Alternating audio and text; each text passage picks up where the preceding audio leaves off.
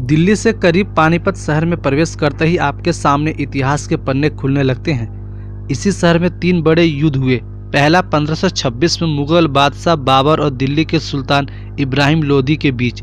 दूसरा 5 नवंबर 1556 को हुआ हेमू और अकबर की सेना के बीच। अकबर की सेना का नेतृत्व बैरम खां कर रहे थे। तीसरा और शायद सबसे अहम युद्ध पानीपत में लड़ा गया अहमद शाह अब्दाली और मराठों के बीच। ये शुरू हुआ 14 जनवरी 1761 को। ये बेहद खूनी जंग थी। मराठे उत्तर भारत में मुस्लिम शासकों को सत्ता से बेदखल करना चाहते थे। हाँ, फतेह तो अब्दाली को मिली थी। जाबाज मराठा सैनिक क्यों हारे? इस सवाल का जवाब अब भी तलाश रहे हैं इतिहासकार।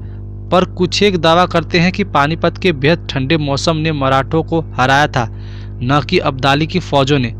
उधर अफगान ठंडी जलवायु से परिचित थे, इसलिए वे जंग के मैदान में बेहतर तरीके से लड़ सके। खाने पीने की सप्लाई, इसके अलावा पानीपत में मराठों को खाने पीने की सप्लाई भी सही तरह से नहीं हो रही थी, जिसका उन्हें नुकसान हुआ। कुछ इतिहासकार कहते हैं कि मराठा युद्ध की रणनीति पर एक राय नहीं थे, जबकि मराठों के कुछ सरदार जैसे भाऊजी और इब्राहिम खान गर्दी युद्ध में आर्टिलरी के खासे इस्तेमाल के पक्ष में थे। पानीपत से पहले दोनों के बीच करनाल के पास कुंजपुरा में भी युद्ध हुआ। ये बात 17 अक्टूबर 1760 की है। कहाँ हुआ था युद्ध? पानीपत की जगह पर भिड़े थे मराठा और अब्दाली। युद्ध के मैदान को लेकर भी विवाद है, पर कहा जाता है कि पानीपत के काला अम्ब और सेनाली रोड में युद्ध हुआ था।